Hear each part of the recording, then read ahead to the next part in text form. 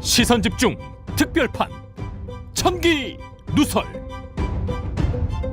네, 천기누설 시간입니다. 자, 민주당 대통령 후보는 20대 대통령 후보는 이제 이재명 후보로 뭐 형식적 실질적으로 이제 결정이 났다고 봐야 될 것 같습니다. 이낙연 후보가 이제 수용 뭐 승복을 했다고 봐야 될 것 같고요. 네. 그럼에도 불구하고 어제 상임 고문단하고 이재명 지사, 이재명 후보하고 뭐 이제 면담도 한 것 같은데 앞으로 넘어야 될 산이 100만 개 있다. 100만 개까지 표현 안 했으면 너무 많을 것이다. 5개월 동안 당연히 그러겠죠. 다 넘어가야 된다. 네. 굽이겠죠. 그렇게 얘기를 하고 지금 이제 당장 넘어야 될 산은 대장동, 국감 뭐 등등 같습니다. 그러니까요. 네. 이제 그 두 번째로 이제 대장동을 넘어야 되는 거죠. 관련해서 오늘 그 얘기를 좀 할 텐데 네. 지난주인가 지지난주인가 제가 한번 이 얘기를 한 적이 있어요. 국민의힘이 화천대유는 누구 겁니까?라고 이제 아주 열심히 프레임 짜다가 곽상도 의원 아들 50억이 빵 터지면서 그렇죠. 되치기 당했다. 맞습니다. 이 이야기까지 한 적이 있습니다. 오늘은 그 속편을 한번 좀 이야기를 합시다. 네, 그 대장동 부분에 대해서 프레임 대 프레임 뭐 이런 얘기도 했었고요. 네. 그 뭐 속편을 지금부터 이야기를 할 텐데요. 재밌을 것 같네요. 이 속편을 얘기하기 위해서 먼저 네. 타임머신을 타고 4월 달로 가겠습니다. 4.7 보선 때를 한번 복기를 해보죠. 보궐선거를 한번 보신다고요? 예. 민주당 참패하지 않았습니까? 네. 누가 뭐래도 그러니까 참패의 원인은 부동산 민심 때문이었죠. 그거는 뭐 당연한 겁니다. 예. 더 정확히 말씀을 드리면 LH 사태가 결정적이었죠. 네. 이것이 정부와 부동산 정책에 대한 누적된 불만에 불을 질러버린 거잖아요. 쉽게 하면 방아쇠를 당겨버린 거잖아요. 네. 근데 그게 전부가 아니었어요. 요인이 여기 하나가 더 있었었죠. 뭐가 있었죠? 그때 정부 인사들의 이른바 임대차 계약 문제가 불거졌어요. 그러면서 겹쳐버렸습니다. 나오고 있는데 박주민 의원이라든지 뭐 그때 여러 말들이 많았습니다. 김상조 정책실장이라든지 아니 정책을 했던 사람들이 임대차에서 왜 저렇게 이익을 얻거나 잘못되게 했느냐 아주 말들이 너무 많았었어요. 자, 제가 되묻고 싶은 게 네. 하나 있어서 이 이야기를 꺼내는데요. 자, 한번 논리적으로 한번 짚어봅시다. 논리적이라는 데 강조를 두는데 논리적으로 LH 직원들의 비리는 수십 년 동안 켜켜이 쌓여있던 적폐였습니다. 이거는 뭐 문재인 정부 때 만들어진 게 아니니까요. 그렇죠. 네. 그래서 당시 정부와 민주당은 네. 관리 책임은 있는 거 인정한다. 하지만 원인은 이렇게 볼 수 없다라고 선을 그었어요. 기억하시죠? 계속 얘기를 했습니다. 그죠? 네. 사실은 이게 그렇게 꼭 틀린 이야기는 아니었어요. 그런데도 민심은 정부 여당에 대한 심판으로 흘렀습니다. 그잖아요. 예. 거기다가 정부 인사들의 임대차 계약 문제가 불거졌다고 했는데 따져보면 LH 사태고 임대차 계약은 별개의 사안이에요. 별개의 사안. 그렇죠. 다른 LH하고는 얘기죠. 사실 직접 상관도 없는 사안이었잖아요. 네. 그래서 정부와 민주당은 인사를 통해서 연결고리를 끊으려고 했잖아요. 그런데도 민심은 정부 여당 심판으로 올렸습니다. 안 그저 궁금했어요. 이게 참 100% 떨어지는 건 아닌데 민심은 어쨌든 간에 아주 들끓었고 여당 심판해야 된다라는 민심으로 흘렀거든요. 그러니까요. 예. 자, 그럼 여기서 한번 우리가 복기를 해야 될 게 뭐냐면 자, 그러면 4월로 돌아가서 민심에 무엇을 읽어야 되냐. 제가 이걸 말씀드린 아까 논리적으로 보면이라고 단서를 달았잖아요. 논리적. 예. 그건데요. 자, 사건의 실체적 진실 그리고 그에 기초한 책임의 경중 네. 이걸 가리자고 하잖아요. 네. 다 이런 얘기를 해요. 논리적으로 맞는 말이에요. 근데 정서상으로는 맞는 건 아니에요. 자, 민심은 논리보다는 정서다. 지금 이 말씀 같네요. 바로 그렇죠. 그러니까 그 지난 4월의 민심은 네. 이성적인 심판 이전에 네. 정서적 화풀이가 있었다는 거죠. 정서가 있었다. 국민의 정서. 그렇잖아요. 네. 그 근본의 바탕에 켜켜이 쌓였던 것은 뭐냐면 부동산 정책에 대한 누적된 불만이었다. 불신, 불만. 이게 네. 폭발을 한 거였잖아요. 맞습니다. 그잖아요. 예, 맞습니다. 그러니까 바로 이거부터 이야기를 시작을 하는데요. 우리는 걸핏하면 기울어진 운동장 얘기를 참 많이 해요. 뭐 예컨대 언론이라든지 뭐 그렇죠. 때문에 언론 지형을 이야기하면서 보통 이 얘기를 많이 해요. 그런 얘기를 하죠. 예. 그런데 자, 이 주장을 한번 적용할 수가 있는데요. 네. 정서, 특히 선입견 있잖아요. 선입견이 작동하는 사안에서 공방의 양 당사자는 네. 균형된 위치에 서 있지 않아요. 평행대 위에서 공방을 벌이는 게 아니에요. 네. 선입견에 올라탄 쪽은 그에 부응하는 조각 하나만 던져도 폭탄이 돼요. 네. 반대로 어떻게든 선입견을 해치고 나아가야 되는 쪽에서는 대서사를 읊어도 아이고야. 치밀한 논리를 펼쳐도 총알구실도 못해요. 아, 이거 너무 좋은 말 같은데요. 맞아요.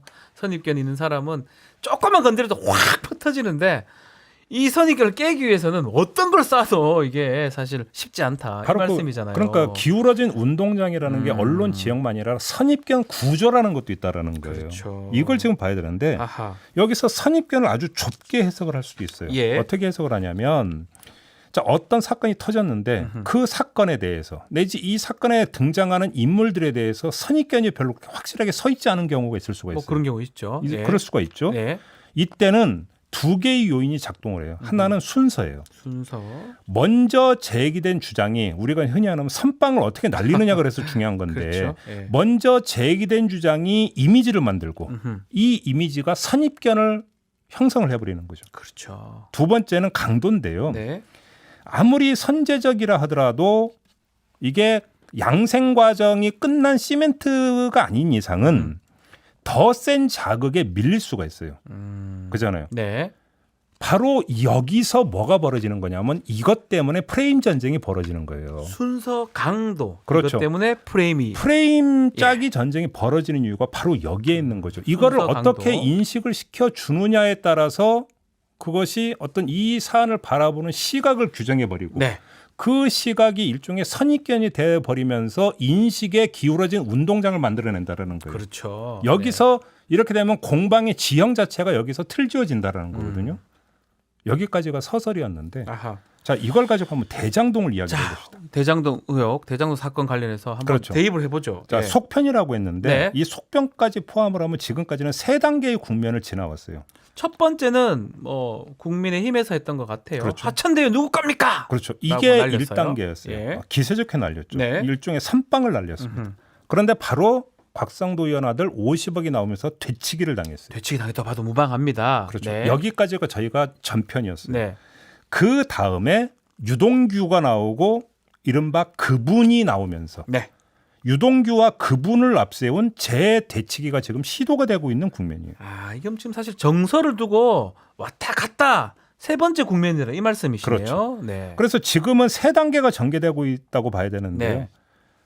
간단히 이야기하면 이재명 후보에 대한 대중 정서를 놓고 네. 격렬한 공방이 오가고 있는 단계다. 유동규 그분 이 단계다 그렇죠. 지금은. 네. 이렇게 지금 봐야 정리를 할 수 있겠죠. 뭐 맞는 것 같습니다. 예. 자, 여기서 이재명 후보는 국감 출석을 결정을 했어요. 자, 10월 18일부터 경기도 국감에 출석을 합니다. 자, 그러면 이 국감 출석이 바로 이 3단계 판을 정리하는 결정적 한 방이 될 수 있느냐. 다시 말해서 게임 체인징의 자리가 될 수 있느냐. 우리 한번 이거를 얘기를 해보죠. 요거는 많은 평론가나 뭐 방송에서도 된다, 안 된다, 나올 것이다, 말 것이다 얘기했는데 일단 나온다면 뭔가 크게 기대하는 측도 있고요. 또 아니면 야당한테 호되게 당할 것이다. 뭐 이런 그러니까 얘기들이 많이 제가 볼 있습니다. 때는요. 제가 지금까지 그 서설을 길게 늘어놓은 이유가 뭐냐면 바로 이걸 재기 위한 건데요. 선입견이 형성이 되지 않은 상태에서 백지 상태에서 야당 의원 대 이재명 후보 간의 공방이 이루어지는 것이냐. 네. 아니면 선입견 구조가 일정하게 작동되는 상태에서 국감장에서 공방이 이루어지느냐에 따라서 결과가 달라진다는 그렇죠. 거예요. 아, 이거 놀랍네요. 선입견이 있냐 없냐에 따라서. 그래서 제가 네. 지금까지 그 서설을 길게 풀었던 이유가 국민의힘에서 재대치기에 들어가면서 이 대장동 의혹을 이재명이냐 아니냐라고 하는 걸로 계속 몰아갔다라는 거잖아요. 그렇죠. 이 지금 단계에서 국정감사가 열린다라는 거고 네. 여기서 바로 이재명 후보가 출석을 한다라는 거예요. 네. 그래서 대단히 죄송한 말씀이지만 그 결론부터 말씀드리면 여기서 결론은요? 판이 정리가 될 거라고 저는 생각하지 않아요. 그렇죠. 왜 그러냐면 이재명 후보가 지금까지 해왔던 것을 보면은 그 대응의 무기는 뭐냐면 일종의 서사였어요. 아하. 서사 구조를 앞세웠어요. 네. 뭐냐면 자, 이게 처음에 민영 개발로 하려고 했던 것이 어떻게 되면서 공영 개발로 하려고 그렇죠. 했고 박근혜 정부에서 이게 어떻게 이제 제동이 걸리면서 민관 복합 개발로 갔던 것이고 맞아요. 여기서 어떤 그 이익을 그러니까 공적인 어떤 분들을 환수하기 위해서 내가 이렇게 노력을 했고 했다라는 쭉 일련의 어떤 그 스토리텔링을 하고 있는 거잖아요. 서사가 돼야 돼. 몇 개 단계를 거친 서사여야 됩니다. 그렇게 스토리텔링을 네. 하면서 내가 이렇게 해왔는데 내가 그러면 비리의 연루가 됐겠느냐라고 마지막에 반문을 하고 있는 하는 거잖아요. 방식. 예. 쉽게 그러면 서사를 앞세워서 논리적 대응을 해왔어요. 맞습니다. 이재명 후보 쪽은. 근데 반 이재명 쪽에서는 툭툭 던지면서 치고 빠지기를 계속해왔어요. 자, 그분 몸통 뭐 이렇게. 그분이라고 하는 것은 지시대명사임에도 불구하고 지시되는 대상이 특정이 되지 않은 네. 모호한 표현이에요. 연기만 모락모락 피우는 거잖아요. 네. 근데 그분이 누구인 것이라고 하는 것을 미루어 짐작해 자꾸 유도를 하고 있잖아요. 그렇죠. 이 과정이 뭐예요? 선입견을 자꾸 그쪽으로 몰아가는 과정이에요. 그잖아요. 네. 만약에 이게 먹히고 있다면 이게 먹히고 있는 상태라고 한다면 그러니까 이 대서사를 앞세운 논리적 대응이라고 하는 것들은 그렇게 바로 약발이 100% 직방으로 나오는 것은 아닐 것이다. 이 대서사대 어쩌면 이 반 이재명 이쪽에서는 정서를 툭툭 건드린 것 같아요. 그러니까 아니 예를 들어 봅시다. 지금 국민의힘에서는 두 개가 가장 강력한 무기예요. 네. 첫째는 이재명 후보가 본인이 내뱉었던 설계라고 설계. 하는 단어. 당신이 설계했다고 본인 입으로 얘기하지 않았느냐. 네. 물론 그 설계와 이 설계는 다르다라고 하는 게 다른 이재명 후보 쪽에서는 그 설명을- 설계가 아니라 이 설계였다라고 네. 이야기를 하는데 아니 그러니까 그 일을 빼고 국민의힘에서 설계라고 당신이 하지 않았냐라고 얘기하잖아요. 그렇죠. 그렇게 얘기하고 있습니다. 두 네. 번째 예. 당신이 그 유동규 쓴 사람 상사 아니냐라고 얘기하잖아요. 설계라는 단어, 상사라는 단어 이게 계속적으로 반복이 되고 있습니다. 요 두 개를 가지고 계속 선입견을 자극하고 만들어가고 있는 그렇죠. 거잖아요. 네. 그러니까 제가 볼 때는 이런 어떤 일련의 과정을 놓고 보면 이재명 후보가 국정감사장에서 할 수 있는 그 소득의 최대치는 네. 선입견을 완전히 100% 깨버리면서 무화시키는 게 아니라 그걸 아하. 약화시키는 것일 것이다. 아. 저는 그게 의미가 없다라는 게 아니에요. 선입견을 완전 해소시킨다고 뭐 평론가들은 얘기할 수도 있지만 저는 그렇게 지금 보죠. 상황상으로는 만약 한다고 효과가 발생한다면 약화시키는 게 저는 그 효과시킬 그렇게 것이다. 보질 않아요. 왜냐하면 그리고 우리가 경험칙이 있는데 네. 공방이라고 하지만 엄밀하게 보면 치고 받고가 아니라 너는 치고 나는 때리고 다르게 그렇죠. 서로 엇박으로 때려, 엇박으로 서로 때리는 거예요. 제할만 하고 끝나는. 예, 어차피 예 맞습니다 하는 경우는 없습니다. 자, 그러니까 바로 자기 할 일 하는 거죠. 예. 자, 여기서 그럼 왜 이런 현상이 빚어졌는가 이걸 얘기를 해야 되는데요. 지금부터는 주어를 네. 이재명 후보가 아니라 민주당으로 지금부터 할 텐데요. 네. 결과만 놓고 보면 대장동 사건은 되게 복잡한 사건인데 복잡합니다. 이 어렵습니다. 복잡한 사건에 등장하는 다양한 인물들을 단선 구도로 각색하는 걸 민주당은 막지를 못했어요. 무슨 이야기냐? 예. 맨 위에 이재명이 있어. 이재명. 그 밑에 유동규가 있고 유동규 밑에 김만배가 있어. 김만배겠죠? 예. 이재명, 유동규, 김만배로 이어지는 단선 구도가 결국은 대장동 의혹의 핵심 기본 줄기다. 이런 식으로 계속 몰아갔던 거잖아요. 네. 여기에 결국은 제대로 효율적으로 대응하지 못했다. 더 큰 문제는 뭐죠? 그 미흡한 대처가 실탄 부족 때문이 아니라 전략 미흡 때문이었다. 저는 이렇게 분석을 하는데 전략도 잘못 짰는 것 같다라는 거네요. 네. 한번 예를 들어 봅시다. 네. 실탄 부족 때문만 아니라고 봤던 게 곽상도 50억 나왔어요. 네. 이 순간에 이걸 기점으로 뇌물의 줄기를 짤 수 있었잖아요. 뇌물로 갔었어야 되는 거 아닌가 싶기도 한데요. 네. 민주당 그렇잖아요. 입장에서. 그 다음에 뭐가 나왔습니까? 박영수 특검 인척의 100억 이야기가 나왔습니다. 네. 그렇잖아요. 네. 그 다음에 뭐가 나왔습니까? 50억 클럽 명단이 나왔습니다. 50억 그런 명단까지 나왔어요. 그렇잖아요. 네. 그러면 뇌물의 줄기가 있다면 줄기의 중간중간 행사는 마디가 있는데 네. 마디격인 인물들이 지금 나오고 있는데 이게 중립적으로 제기가 됐었는데도 이를 효율적으로 역지를 못했어요. 예컨대 야권이나 보수 언론에서 얘기하는 이재명, 유동규, 김만배 라인을 짜듯이 그렇죠. 예를 들어서 뭐 박영수나 뭐 곽상도 같은 그렇죠. 사람의 뇌물 구도를 못 짰다라는 거네요. 그 라인을 못 짠 거죠. 얘가 왜 그럼 이렇게 전략 미흡이 왜 이렇게 그러니까 발생했는가? 그런 원인이 뭘까요? 예를 들어서 서른이 형 같은 인사들의 아하. 측면 공격이 안에서 측면 공격하는 거. 일정하게 화력을 삭감시킨 부분이 있죠. 네. 그잖아요. 네. 그다음에 50억 클럽이 야 봅시다. 이게 국회에서 누구에 의해서 실명이 공개됐습니까? 국민의힘 의원에 의해서 공개됐어요. 박수영 의원이 직접 공개를 했습니다. 한번 저는 여기서 아주 거칠면서 그 단순한 반문을 한번 던져봅시다. 네. 왜 그럼 민주당 의원은 먼저 선제적으로 왜 이걸 못 갔을까요? 아쉽죠. 좀 아쉽다는 게 왜 안 했을까요? 왜 안 했을까요? 예, 왜안 그러면 했을까요? 그거를 국민의힘 의원이 까느냐 민주당 의원이 까느냐에 따라서 그것이 던지는 어떤 이 그 컨텐츠에 담기는 이미지가 달라지는데 예. 왜 그러면 그거를 수수방관했을까요? 왜 그랬을까요? 저도 잘 모르겠습니다. 그러면 민주당 대응은 뭐였습니까? 돈을 쫓지 않고 말만 쫓는다. 이거는요 평론이에요, 평론. Follow the money. 그러니까 민주당은요 평론을 하는 집단이 아니에요. 그렇죠. 싸우는 집단이지. 그잖아요. 평론은 그 한 발 비껴서서 그걸 지켜보는 관찰자들이 하는 거고. 뭐 시사 평론가나 정치 저 같은 평론가, 사람들이. 뭐 저도 마찬가지로 그렇죠. 돈을 저 같은 쫓아라는 사람은 해도 얘기를 돼. 하긴 했는데. 저 같은 사람 해도 되는데 근데 민주당이 굳이 그 말을 하면 안 되죠. 왜냐면 자기는 플레이어잖아, 플레이어. 왜 평론적으로 접근했냐는 거죠. 참, 그잖아요. 그러네요. 여기서 한번 봅시다. 네. 그간의 과정에서 민주당과 국민의힘의 이슈 대응 역량인데요. 네, 자, 국민의힘의 경우 기본적으로 방어 모드가 아니라 공격 모드라는 거예요. 강력합니다. 공격 강력하게 하고 있어요. 예. 그죠? 아니 그러면 방어 모드가 아니라 공격 모드로 가는 이유가 우리는 꿀릴 게 없기 때문에 국민의힘 입장에서는 걸릴 게 아무것도 없기 때문에 공격 모드로 가느냐? 그게 아니에요. 네. 아니 예를 들어 봅시다. 윤석열 후보 부친의 집거래 문제가 불거졌어요. 네. 그냥 무시해버렸어요. 그냥 뭐 얘기 안 합니다. 예. 곽상도 의원 아들의 50억 문제가 불거졌어요. 꼬리를 잘라버렸어요. 사퇴해? 예. 그다음에 예를 들어서 어떤 국민의힘하고 직간접적으로 연결되어 있는 법조인들 이야기 나오지만 언급을 안 해버려요. 무시해버립니다. 예. 그러니까 그냥 두는 질끈 감고 예. 오로지 돌격. 오로지 돌격 모드로 이재명 후보 때리기에만 올인을 하잖아요. 네. 공격 모드였잖아요. 그런 모습입니다. 예. 그러면 실제로. 예. 민주당은 그럼 어떻게 했을까요? 지금까지 모두가 방어와 공격이 혼재돼 있었어요. 네. 그리고 공격 자체도 지속성을 담보하지 못했어요. 예를 들어서 50억은 노컷뉴스가 보도한 거잖아요. 네. 그 범위 안에서 놀다가 빠졌어요. 연희동집 문제가 벌려져 열린공감TV가 보도했는데 그 범위 안에서 놀다가 빠졌어요. 네. 빨대 꽂고 빨다가 단물 빠지면 그다음에 어떻게 됐어요? 그냥 가버린 철수했어요. 것 같아요. 가버린 것 같아요. 예. 이 그러면 어떤 그 계기가 되는 게 던져지면 그걸 가지고 어떻게든 확대 재생산을 해드리면서 정치적 쟁점으로 끌고 가는 게 정치 역량이잖아요. 올려주면 한 스파이크 정도 때려줘야 되는데. 그렇죠. 그죠? 예. 거기다가 100억 문제 불거졌는데 이건 네. 아예 리시브도 하질 않았어요. 받지도 않았어요. 아예. 예. 그잖아요. 예. 50억 클럽은 조금 전에 말씀드렸죠. 마찬가지입니다. 선제적으로 걸지도 않아요. 당연히 여당에서 제기를 해야 되는데 야당에서 제기를 하는 바람에 이슈가 효과가 떨어져 버렸어요. 예. 그러니까 왜 이랬을까?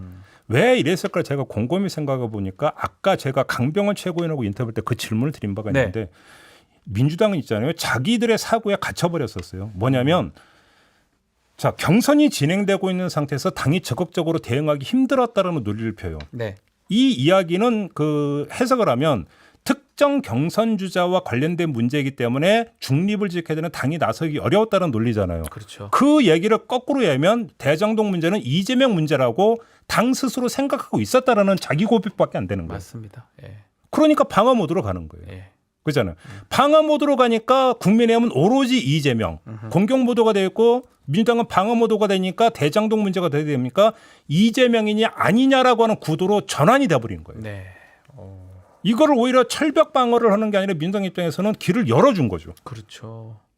이건 엄청난 전략적 미스죠. 잘못된 전략이었다. 예. 그렇잖아요. 예. 그다음에 두 번째는 언론이 그 던져주는 실탄 있잖아요. 네. 이것들을 어떻게 재가공해서 계속 정치적 쟁점화 해가지고 보도를 타게 만들어 들어갈 그렇죠. 것인가라고 하는 예. 정치적 기획 역량이 없는 거죠. 그러니까 언론 지형이 기울어졌다. 저도 인정해요. 네. 그럼에도 불구하고 그러면 손 놓고 있어야 되는 거냐? 아니라는 거죠. 아니죠. 그러면 그럴수록 조금이라도 언론이 받아쓸 수 있게 뭔가를 계속 만들어 들어가는 정치적 기획 역량이라고 하는 게 있어야 되는데 네. 없어요. 그런 게 없어요. 그러니까 잘 봐요. 경선이 끝나니까 그제서야 대장동 TF 만든다 해서 어제 김병욱 의원을 네. 단장으로 한다 나왔어요. 네. 여기에 민주당 스스로 무의식 중에 자기들 스스로가 사고가 갇혀버렸었다라는 거예요. 본인들 스스로도 이재명에 갇혀 있었다라는 거죠. 이재명에 갇혀 있었기 때문에 전략적으로 미스를 했다. 그러니까 예. 기본적으로 병력 동원 역량에 문제가 있었던 게 아니라 전략 구사 능력에 문제가 있었다라는 거고 시야가 너무 좁다. 아하. 민주당 지도부가. 예. 간단히 이렇게 정리를 하면 되는 거예요. 네. 그래서 기울어진 운동장 얘기를 했는데 제가 총정리를 하면 네. 사건의 성격이 무엇이냐도 중요하지만 그걸 떠나서 사건의 성격을 어떻게 틀지을 것이냐. 네. 여기서 정치 공방이 이루어지는 거거든요. 그렇죠. 그잖아요. 정치 공방이라 그런 거니까요. 사건의 실체적 진실을 어떻게 규명할 것이냐라고 하는 것은 정치의 영역이 아니라 사법의 영역이에요. 네. 그러면 자, 이 사건의 성격을 어떻게 틀지어서 그러니까 대중적 참여를 어떻게 이끌어낼 것인가는 정치의 영역이에요. 네. 이 부분에서 민주당은 지극히 무기력하고 무능력했다. 정리하면 이제껏 네. 국민의힘은 여기에서 어떤 평평했는데 여기다가 국민의힘은 언덕을 쌓고 있었는데 네. 민주당은 구덩이를 파고 있었다. 그러니까 네. 기울어진 운동장 자체를 스스로 만들어낸 거네요. 만들어내버렸다는 네. 거죠. 이렇게 돼버리면서 선입견 구조가 작동되도록 만들어버리면 음흠. 그 다음부터는 어떻게 됩니까? 판판이죠. 그렇죠. 하나만 하죠. 뭐 어떤 걸 해봤자 소용이 없게 되죠. 백약에 무효하게 되겠죠. 그러니까요. 예. 저도 이렇게 이해를 논리적으로 느낌으로 하고 있었는데 논리적으로 이렇게 하는 걸 보니까 이해가 됩니다. 왜 이게 이렇게 흘러가느냐. 네. 한편으로는 뭐 저도 뭐 평론을 하고 있지만 잘못된 것도 있네요. 돈만 쫓아가라고 제가 계속 그런 얘기를 했던 것 같은데. 아니 그거는 평론가 입장에서는 그 얘기를 할 수 있다. 그리고 네. 평론가는 그런 정리를 해줘야죠. 네. 제 얘기는 그 평론가한테 맡기고 왜 당이 평론 정치를 하냐 저는 그 얘기를 하는 거잖아요. 네. 아니 그럼 평론가의 골목상권이에요. 왜 침해를 해요? 왜 그거를? 당은 그런 거 하지 말고. 아니 정당은 대로에서 놀아야 될 거 아니에요. 대로에서 네. 그잖아요. 알겠습니다. 자 대장동 관련해서 이제 곧 국감이 있을 것인데 우리 모털 도사님께서 정리를 해주셨어요. 아마 요걸 보고 좀 바라보시면 조금 더 보는 시야가 좀 커지지 않을까 네. 얘기를 드리겠습니다. 자 오늘 동접이 제니님이 말씀 주셨어요. 1만 명 지금 1만 1,000명 정도 넘습니다. 근데 좋아요는 1,800. 네 좋아요 좀 누르고 보십시오. 제 얘기가 아니고 제니님이 주신 얘기고요. 스티그마님 평론계의 아이돌 종배형 크크 맞고요. 천년 진달래님 가을 남자 김종배 좋다. 맞아요. 저 가을 타요. 저도 이거 스티그마님이 했던 말 중에 종배형님이 그잖아요, 맞잖아요, 그잖아요. 이게 정감 있다라고 하셨거든요. 아 제가 이거 많이 쓰죠. 많이 씁니다. 저는 무의식 그러니까 저는 의식 정감 있어요. 아 그래요? 그잖아요가 아니고 그잖아요. 이렇게 아주 부드럽게 하시거든요. 정감 있다. 네. 아주 공감이 됩니다. 자, SSG님 국감에서 오히려 국민의힘을 털어버리세요. 50억 클럽을 다 털어버리세요. 네, 뭐 쉽지는 않을 것 같다. 그러니까요. 이렇게 말씀 주셨고요.